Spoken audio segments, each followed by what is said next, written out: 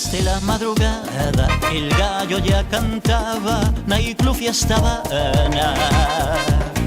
Mojito a mojito en la barra, la morena bailaba y bailaba, la morena provocaba. Corren malos tempos para as discográficas e intérpretes e artistas ben limitado o seu traballo.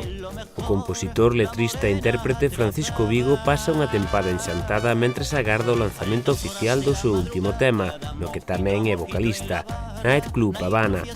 Nacido en Vilaquinte, Carballedo e moi arraigado á vila de Chantada, onde ten unha casa, desenvolveu a súa vida profesional en Barcelona, onde reside habitualmente dende hai máis de 20 anos e onde en mellores tempos logrou introducirse nos círculos da música e nos locais con nomeadas actuacións.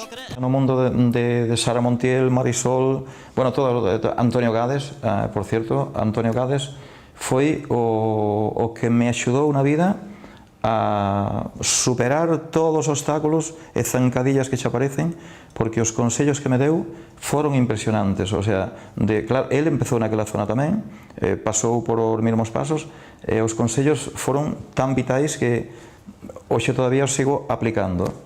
Vigo colaborou en varios programas televisivos nos últimos tempos. En Cataluña, nos de máxima audiencia, como Jordi González, As Mil e Una, Alfonso Arús. Últimamente estuve colaborando e actuando no programa Toni Rovira e tú, moi conocido. O pasado verán o seu videoclip foi colgado na rede YouTube e nos pasados días quixo presentárnolo na zona, á espera de que se produza o lanzamento oficial. Xa ten publicado outro disco, Mi amante en sueños, pero este tema no que fai de letrista e vocalista ten un estilo completamente diferente e non para o gusto de todos. O meu inicio foi precisamente con os maestros estes que había na zona do centro de Barcelona, que foron os primeiros que se interesaron por as miñas letras e os primeiros que as colocaron en grupos, en orquestas que aí andan todavía. Que se agarda ahora deste videoclip, deste tema?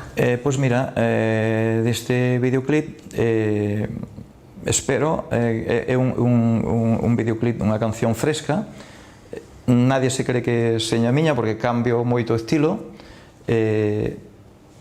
simplemente unha canción alegre. Si, son dunha parroquia cercaniña, Vilaquinte, o que pasa que sempre digo que son chantadino, porque, bueno,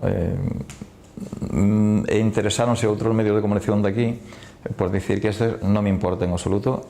Amo a chantada, son esos primeiros emocións como as das cancións de chantada que te empezan a salir de rapaz os que te empezan a salir os máis grandes, a que empezas a tomar as primeiras copas, a primeira discoteca.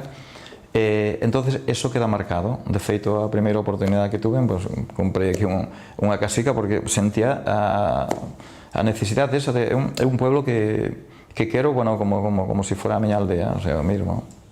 A súa ansia agora é reflotar o traballo pendente e o proxecto que a crise e a piratería lograron parar na discográfica coa que traballaba.